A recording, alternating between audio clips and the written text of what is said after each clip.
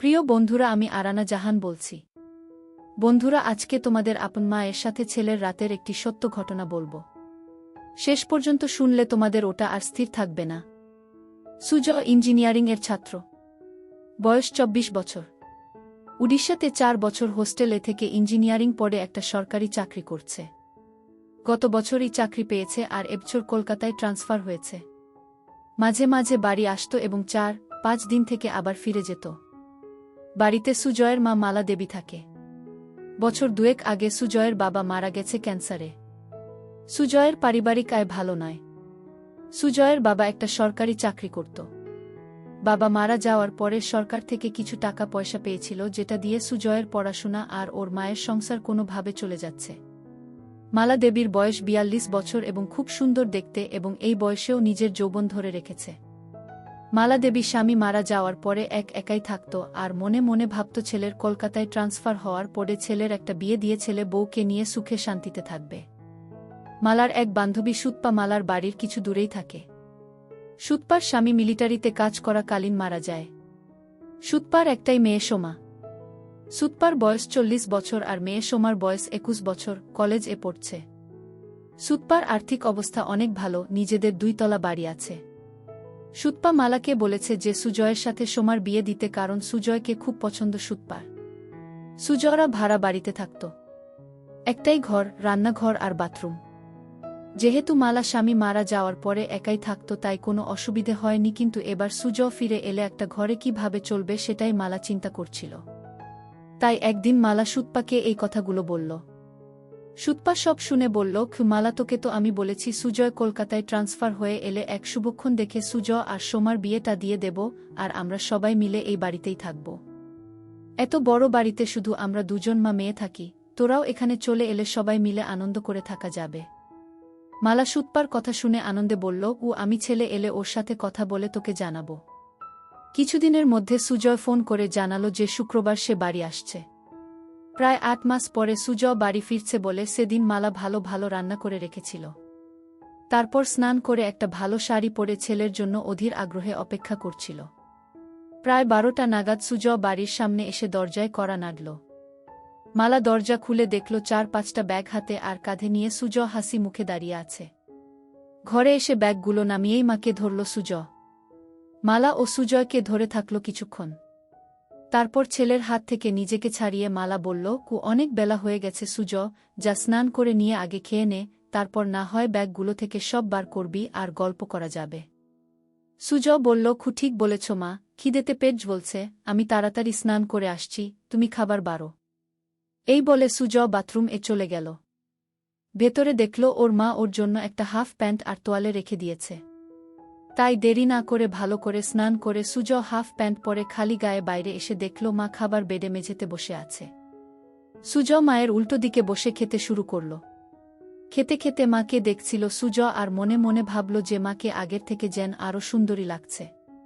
মালা সেটা দেখে জিজ্ঞেস করল, কি এত দেখছিস সুজয়? সুজয়, তোমায় দেখছি মা, তোমায় এই শাড়িতে খুব সুন্দর লাগছে। এটা কি নতুন শাড়ি? মালা, না রে, এটা পুরনো শাড়ি, তবে খুব কম পরেছি বলে এটা নতুনের মতো লাগছে।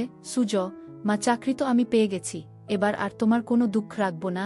মালা হেসে বলল, সে আমি জানি সুজয়, আমি এখন অনেক নিশ্চিন্ত যে তুই এবার আমাদের 2জনের সংসার চালাতে পারবি।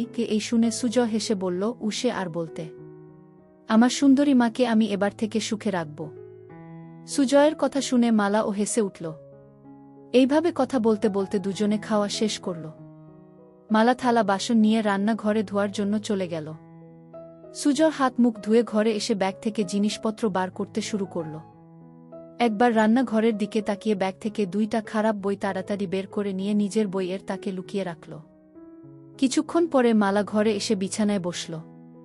মালা ছেলের সব জামা প্যান্ট একদিকে সরিয়ে রাখতে রাখতে বলল, তোর সব জামা তো পুরনো হয়ে গেছে, এবার কিছু নতুন কিনে নিস। সুজয়, ঠিক আছে মা, এ মাসের স্যালারি পেয়ে তোমার আর আমার জন্য নতুন ড্রেস কিনব গো। তারপর সুজয় সব জিনিস বিছানা থেকে সরিয়ে মালার মুখোমুখি বসে গল্প করতে শুরু করল। মালা, সুজয়, এখন তোর কিরকম লাগছে? পড়াশোনা করে চাকরি করছিস, এবার কলকাতায় ট্রান্সফার ও হয়ে গেল। সুজয়, সেরকম কিছু না, কিন্তু এবার থেকে তোমার সাথে থাকতে পারবো, এই জন্য আমি খুব খুশি। এই বলে মায়ের কোলে মাথা রেখে শুয়ে পড়ল। মালা ছেলের কথা শুনে খুব খুশি হল আর সুজয়ের মাথায় হাত বুলিয়ে দিতে লাগল। সুজয় শুয়ে শুয়ে মালাকে দেখছিল আর মনে মনে ভাবছিল মাকে সত্যি খুব সুন্দর দেখতে। এইভাবে কিছুক্ষণ থাকার পরে মালা হেসে বলল, সুজয়, এবার সুতপার সাথে কথা বলতে হবে তোর বিয়ের জন্য। সুজয় তখন মায়ের কোল থেকে মাথা সরিয়ে উঠে বসে বসে দুই কাঁধে দু হাত রেখে বলল, না মা, এখন নয়। এখন শুধু আমার সুন্দরী মাকে সুখী করার সময়, বউকে নয় গে। মালা হেসে বলল, আমি তো ভালোই আছি, এবার তোর একটা বউ এসে গেলে আমার অসুবিধা হবে আর তোর অসুবিধা হবে। সুজয় নিজের মুখটা মালার মুখের কাছে এনে বলল, আমাদের কি সুবিধা হবে মা, বউ এলে? মালা, আমার একটা গল্প করার সাথী হবে আর তোর চির জীবনের সাথী হবে। আর সত্যি বলছি, সোমা খুব সুন্দরী আর ভালো মেয়ে, তোকে খুব সুখে রাখবে। সুজয় একটা হামি দিয়ে বলল, আমি তোমায় সুখে রাখব, তাই তোমার আর কিছু লাগবে না। মালা সুজয়ের কথা শুনে একটু চমকে উঠে বলল, ঠিক আছে, এবার তুই একটু রেস্ট নিয়ে নে, আমি একটু বেরোচ্ছি, একেবারে বাজার করে ফিরব।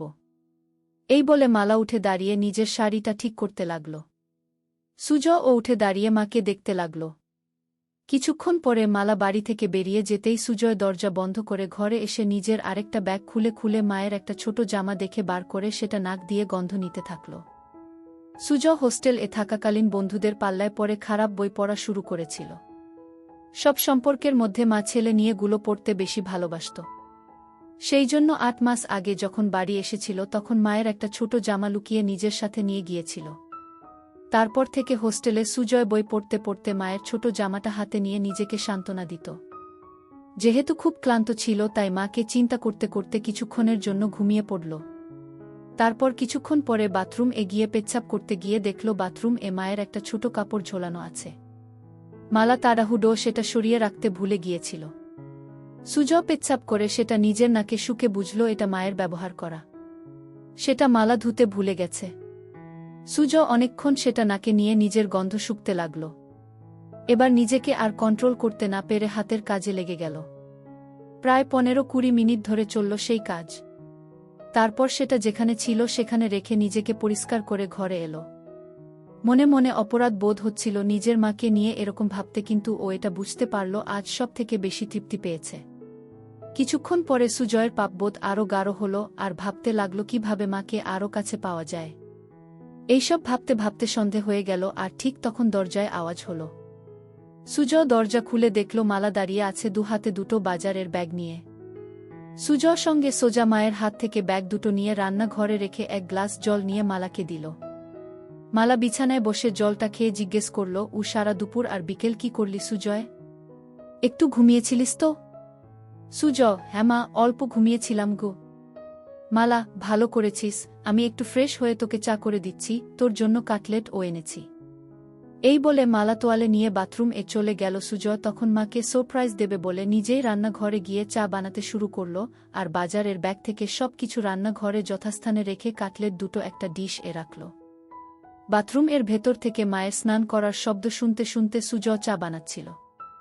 এদিকে স্নান করতে করতে মালা হঠাৎ দেখে তার ছোট কাপড়টা দড়িতে ঝুলছে, সঙ্গে সঙ্গে চমকে গেল আর মনে মনে ভাবল, সব কিছু ঠিক জায়গা রেখে আসল জিনিসটা তাই বাথরুম ফেলে গিয়েছিল। সুজয় যে কি ভেবেছে কে জানে। নিজেকেই কিছুক্ষণ বকা দিয়ে স্নান করে তোয়ালেটা দিয়ে নিজেকে জড়িয়ে মালা বাথরুম থেকে ঘরে এসে দেখল সুজয় একটা ট্রে 2 কাপ চা আর কাটলেট সাজিয়ে বসে আছে। মালা হেসে বলল, বাহ, একবার চা বানিয়ে মায়ের জন্য অপেক্ষা করছিস, খুব ভালো। বউকে তুই খুব সুখে রাখবি গু। সুজয়, এখন তো মাকে সুখী করি, তারপর অন্য কেউ। মালা আলমারি থেকে একটা শাড়ি নিয়ে সুজয়কে বলল, আমি দরজাটা ভেজিয়ে দিয়ে রান্নাঘরে শাড়িটা পরে আসছি। সুজয় এগিয়ে গিয়ে মালার হাত ধরে বলল, তুমি এই ঘরে চেঞ্জ করে নাও, আমি রান্নাঘরে যাচ্ছি, তোমার হয়ে গেলে আমায় ডেকে নিও গিয়ে। এই বলে সুজয় ঘরের দরজাটা ভেজিয়ে দিয়ে বাইরে অপেক্ষা করতে লাগল। ছেলের ব্যবহারে মালা খুব খুশি হয়ে ঘরেই ড্রেস চেঞ্জ করতে লাগল। সুজয় দরজাটায় একটু ফাঁকা রেখে ভেজিয়ে রেখেছিল যাতে সেই ফাঁক দিয়ে ঘরে ভেতরটা দেখা যায়। সুজয় দরজার ফাঁকে চোখ রাখতেই ভিতরের দৃশ্য দেখে হতভম্ব হয়ে গেল। এদিকে মালা ততক্ষণে শাড়িটা পরে নিয়ে সুজয়কে ডাকল ঘরের ভেতরে আসার জন্য। সুজয় মায়ের ডাক শুনে একটু চমকে গিয়ে ঘরে ভেতরে এলো এবং হঠাৎ খেয়াল করল ওটা শক্ত হয়ে দাঁড়িয়ে আছে। কোনো ক্রমে এক হাত দিয়ে সামাল দিয়ে বিছানায় বসল। মালা তখন আয়নার সামনে দাঁড়িয়ে চুল আঁচড়াচ্ছিল, তাই ছেলের দিকে খেয়াল করেনি। সুজয় মালাকে ডাকল, কুয়েসো মা, চা আর কাটলেট ঠান্ডা হয়ে যাবে, খেয়ে নাও আগে গু। মালা, ঠিক আছে চল খেয়ে নি গি, এই বলে বিছানায় এসে সুজয়ের মুখোমুখি বসল। দুজনে একসাথে কাটলেট আর চা খেতে লাগল। মালা, বাহ সুজয়, চাটা তো খুব ভালো বানিয়েছিস উ। সুজয়, তোমার ভালো লেগেছে মা? আমি হোস্টেলে মাঝে মাঝে নিজেই চা করে খেতাম। মালা হেসে উঠে সুজয়ের গালটা ধরে বলল, সত্যি ভালো হয়েছে, আমার ছেলে এখন নিজের খেয়াল নিজে রাখতে পারবে গু। সুজয় ও তখন মায়ের গালটা ধরে বলল, কি তোমার ওসব খেয়াল রাখবে তোমার ছেলে গু? দুজনেই একসাথে হেসে উঠল। মালা, আচ্ছা সুজয়, তোর চাকরি শুরু কবে থেকে? সুজয়, আজ 25 তারিখ, পরের মাসের 10 তারিখে অফিস জয়েন করতে হবে। মালা, একটা কথা বলার ছিল। সুজয়, কি কথা মা, বলো। মালা, সুতপাকে তোর মনে আছে? সুজয়, সুতপা মাসি কেন মনে রাখবো না মা, আমায় এত ভালোবাসে। মালা, সেটা জানি, তোকে ভালোবাসে বলেই একটা প্রস্তাব রেখেছে গি। সুজয়, কি প্রস্তাব? মালা, সুতপা তোর সাথে সোমার বিয়ে দিতে চায় উ। সুজয় লজ্জা পেয়ে বলল, ও এখন আমি বিয়ে করব না গি। মালা, সুতপা বলেছে সোমার সাথে তোর বিয়ে হবার পরে আমরা সবাই ওর বাড়িতে থাকব। আমি বলেছি যে সুজয়ের সাথে কথা বলে জানাবো। তুই কি বলিস এ ব্যাপারে? সুজয়, বিয়ের ব্যাপারটায় আমায় একটু সময় দাও উ। মালা, বুঝলাম ছেলের লজ্জা করছে, ঠিক আছে তুই সময় নিয়ে চিন্তা করে আমায় জানাস। কিন্তু আমাদের ঘরটা খুব ছোট দুজনের জন্য। আগে তুই ছোট ছিলিস তাই কোনোমতে চলে যেত, কিন্তু এখন তুই বড় হয়ে গেছিস উ। সুজয়, এমন কিছু ছোট নয় আমাদের ঘর, আমাদের দুজনের জন্য যথেষ্ট উ। মালা, কিন্তু তোর অসুবিধে হবে, আমি যখন কাপড় চেঞ্জ করব তখন তোকে বাইরে অপেক্ষা করতে হবে, এছাড়াও এই একটা বিছানায় দুজনের হবে না গু। সুজয় মালার কথা শুনে মনে মনে বলল, ও আমি তো চাই তুমি ঘরে কাপড় ছাড়বে আর আমি দরজার ফাঁক দিয়ে তোমার দেখব। মালা সুজয়ের দিকে তাকিয়ে বলল, কি ভাবছিস এত? কি করবি সেটা তো বল। সুজয় সঙ্গে সঙ্গে বলল, না কিছু ভাবছিলাম না, তবে এখন ওখানে যাব না, কিছুদিন চাকরি করে স্যালারি জমিয়ে তারপর না হয় যাওয়া যেতে পারে গু। মালা, ঠিক আছে, তোর যেটা ভালো মনে হয় সেটাই হবে। ঠিক আছে তুই টিভি দেখ, আমি রাতের রান্নাটা করে নিই গি। এই বলে মালা চায়ের ট্রেটা নিয়ে রান্নাঘরে চলে গেল। সুজয় টিভি দেখতে লাগল কিন্তু ভালো লাগছিল না। তাই সুজয় রান্নাঘরে গিয়ে দেখল মা এক মনে গুন গুন করে গান গাইতে গাইতে রান্না করছিল। সুজয় মাকে ধরে একটা হামি দিয়ে জিজ্ঞেস করল, মা আজ কি রান্না করছ? মালা চমকে উঠে হালকা হেসে বলল, আজ ডিমের ঝোল, ভাত আর আলু পোস্ত উ। সুজয় মায়ের কানে কানে বলল, তোমার হাতের রান্নার কোনো জবাব নেই মা গু। মালা নিজেকে কে ছাড়িয়ে নিয়ে বলল, এই দুষ্টু এখন ছাড় আমায়, না হলে রান্না করতে দেরি হয়ে যাবে। সুজয় আরও একটা হামি দিয়ে সরে দাঁড়ালো আর হেসে বলল, আমার মিষ্টি মায়ের হাতের রান্নায় আমার মন ভরে যায়।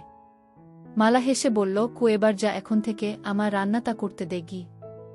সুজয় তখন ঘরে চলে এসে আবার টিভি দেখতে লাগল। প্রায় 1 ঘন্টা পরে মালা এসে সুজয়ের পাশে বসল। মালা পুরো ঘেমে গেছে রান্না করতে করতে। সুজয় বলল, মা তুমি তো ঘেমে গেছ, শাড়িটা চেঞ্জ করে নাইটি পরে নাও উ। ছেলের কথা শুনে মালা বলল, আমি ভাবছিলাম তুই কি ভাববি তাই নাইটি পরছিলাম না। সুজয় অবাক হয়ে মালার দিকে তাকিয়ে বলল, আমি আবার কি ভাবব? যাও নাইটিটা নিয়ে এসে চেঞ্জ করে নাও, আমি রান্নাঘরে যাচ্ছি গু। মালা বলল, আমি বাথরুম এ চেঞ্জ করে নিচ্ছি, তুই টিভি দেখ গু। এই বলে মালা বাথরুম এ চলে গেল। সুজয় মনে মনে ভাবল আরেকটা সুযোগ নষ্ট হলো মাকে ওভাবে দেখার। মালা বাথরুম এ গিয়ে নিজের গা ধুতে ধুতে রান্নাঘরে সুজয়ের ওইরকম ভাবে ধরার কথা ভাবতে লাগল। মনে মনে ভাবছিল, সুজয় কি তাহলে ইচ্ছে করে ওকে ধরে ওসব করছিল না, এটা হঠাৎ হয়েছিল।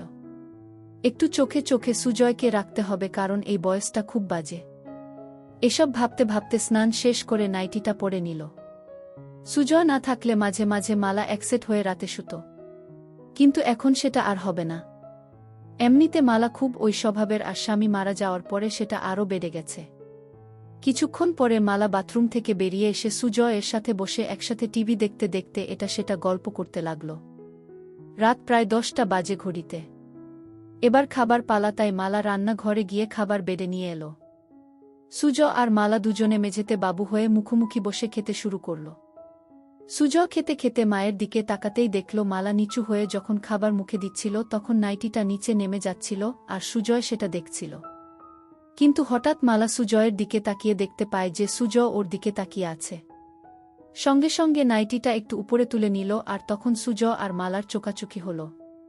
সুজয় লজ্জায় মাথা নিচু করে ভাবতে লাগল কি ইসমা এবার বুঝতে পেরেছে বকে না দেয় খু, কিন্তু মালা কিছুই বলল না, শুধু বলল খু খাবার এর দিকে মন দে কি। সুজয় হাফ ছেড়ে বাঁচল। এইভাবে দুজনের খাওয়া শেষ হল। তারপর মালা সব বাসন ধুয়ে ঘরে এসে মেঝেতে বিছানা করতে লাগল। সেটা দেখে সুজয় জিজ্ঞেস করল খিমা তুমি কি নিচে শোবে? মালা হ্যাঁ রে, বিছানায় দুজনের অসুবিধে হবে।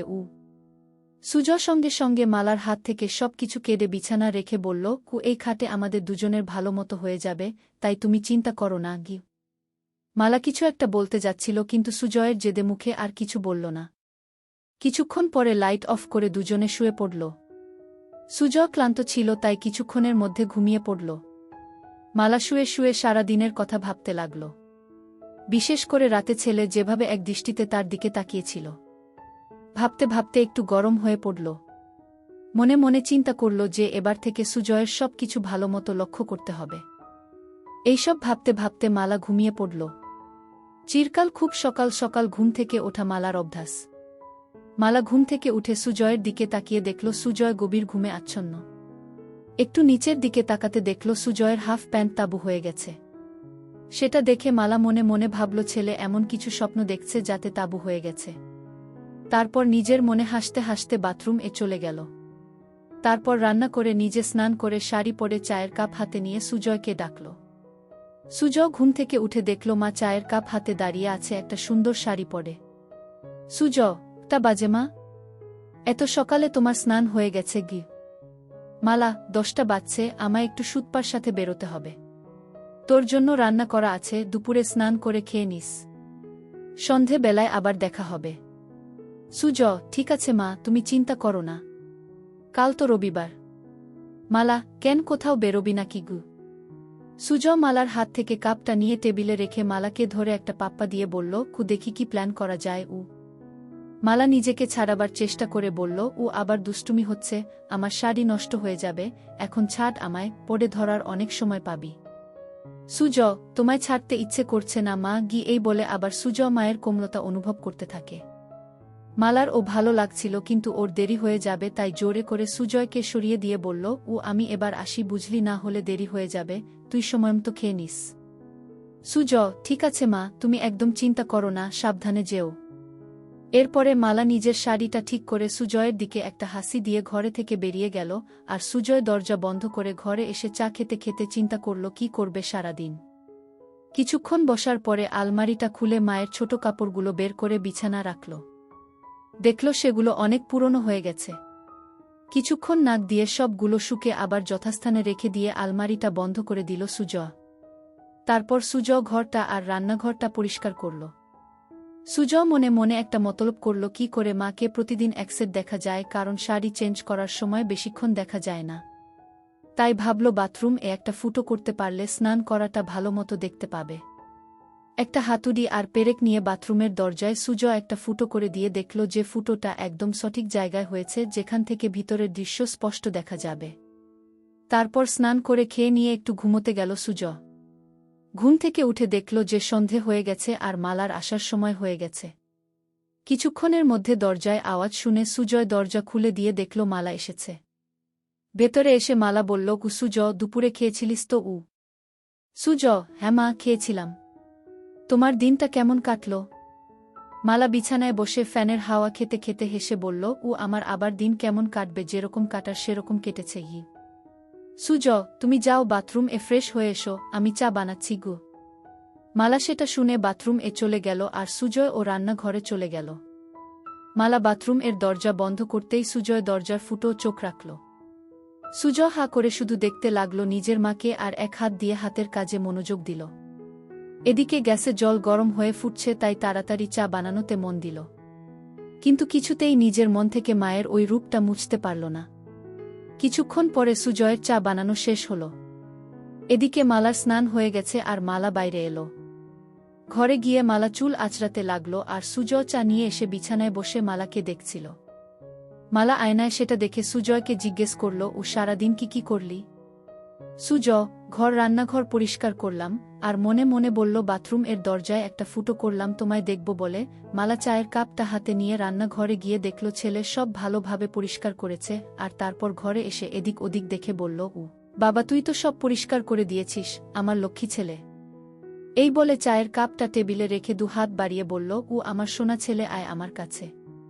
সুজয় সঙ্গে সঙ্গে মালার কাছে ছুটে গেল। কিছুক্ষণ ধরে থাকার পরে দুজন আলাদা হল। তারপর মালা রান্নাঘরে চলে গেল রান্না করতে, আর সুজয় টিভি দেখতে লাগল। কিছুক্ষণ পরে রান্না শেষ হলে দুজন একসাথে খেয়ে নিল। আজ ও সুজয় একইভাবে মালার দিকে তাকিয়ে গভীর খাজ দেখছিল, আর আজ মালা সেটা লক্ষ্য করল কিন্তু কিছু বলল না। এইভাবে খাওয়া শেষ করে মালা আর সুজয় বিছানায় শুতে এলো। দুজনে পাশাপাশি শুয়ে আছে। ঘরে নাইট বাল্বটা জ্বলছে। মালা চিন্তা করছে সুজয় কেন বারবার ওর দিকে তাকিয়ে থাকে। সুজয়ের মাথায় শুধু স্নান করার দৃশ্যগুলো আসছিল। এইভাবে দুজন ঘুমিয়ে পড়ল। মাঝরাতে সুজয় টয়লেট এগিয়ে ফিরে এসে নাইট বাল্বের আলো দেখল নাইটিটা উপরে উঠে গেছে।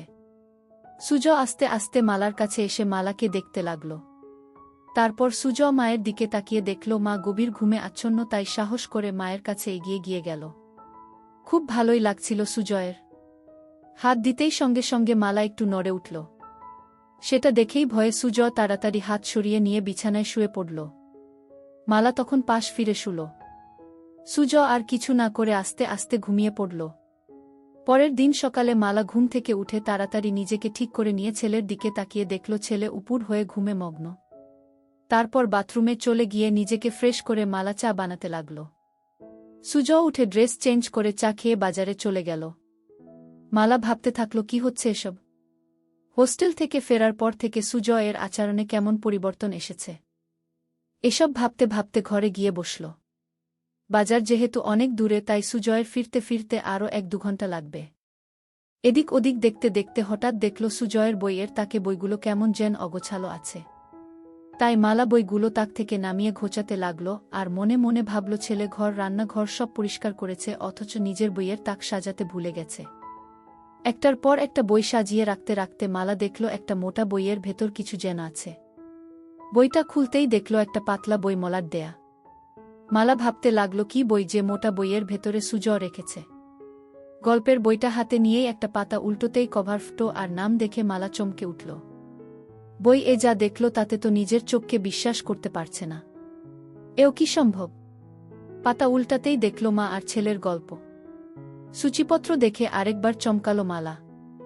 একটা গল্পের কিছুটা অংশ পড়ল, অবাক হয়ে ভাবতে লাগল এটা কিভাবে সম্ভব, আর সুজয় এই বই পেল কোথায়? তাহলে কি এসব গল্প পড়েই সে আমাকে নিয়ে ওসব কথা ভাবে? মালা বিছানায় শুয়ে শুয়ে 2টো গল্প শেষ করল এবং এতটাই গরম হয়ে গেল যে বিছানায় শুয়েই তারপর বইটা জায়গা মতো রেখে দিয়ে বাথরুম এ চলে গিয়ে মালা নিজেকে পরিষ্কার করল। তারপর ঘরে এসে বসে চিন্তা করতে লাগল। অনেক দিন পরে আজ মালা খুব উত্তেজনা অনুভব করল। হঠাৎ দরজার আওয়াজ শুনে মালা দরজাটা খুলে দেখল সুজয়। সুজয় ভেতরে এসে মাংসটা মায়ের হাতে দিল। মায়ের দিকে তাকিয়ে দেখল মায়ের কপালে ঘাম, আর মায়ের চোখ মুখটা কেমন যেন লাগছে। সঙ্গে সঙ্গে সুজয় মায়ের গালে 2টো হাত রেখে জিজ্ঞেস করল, খিমা তোমার কি শরীর খারাপ লাগছে? এত ঘেমে আছো কেন? মালা ঘাম মুছে বলল, কিছু না সুজয়, গরম পড়েছে তো তাই। সুজয় তখন বলল, ঠিক বলেছ মা, আজ বেশ গরম। সুজয় বলল, মা আমি একটু বেরোচ্ছি, এক বন্ধুর সাথে দেখা করে চলে আসব। মালা, ঠিক আছে, বেশি দেরি করিস না, আমি রান্না তাড়াতাড়ি করে নেব। এই বলে সুজয় বেরিয়ে গেল। মালা দরজা বন্ধ করে ভাবল আর একটু হলেই ছেলে বুঝতে পারত যে এটা গরমের ঘাম নয়, এটা অন্য কিছুর ঘাম। এই ভেবে নিজের মনে হাসতে লাগল। বাকি রান্নাগুলো করে মালা দেখল ছেলের ফিরতে এখনো দেরি আছে, তাই ভাবল বাথরুমটা একবার পরিষ্কার করে নেওয়া যাক, তারপর স্নান করে নেবে। বাথরুম এ ঢুকে মালা দেওয়ালগুলো পরিষ্কার করতে করতে হঠাৎ মালা দেখল যে দরজায় একটা ফুটো। মনে মনে চিন্তা করে দেখলেন যে এই ফুটোটা তো আগের সপ্তাহে যখন বাথরুম পরিষ্কার করেছিল তখন তো ছিল না। তার মানে এই ফুটোটা কি সুজয় করেছে? বাথরুম থেকে বেরিয়ে এসে মালা ফুটো চোখ রেখে দেখল যে ভেতরে কেউ স্নান করলে এই ফুটো দিয়ে সব দেখা যাবে। এবার মালার মাথায় আকাশ ভেঙে পড়ল। তার মানে সুজয় কি ওই ফুটো দিয়ে ওকে দেখেছে?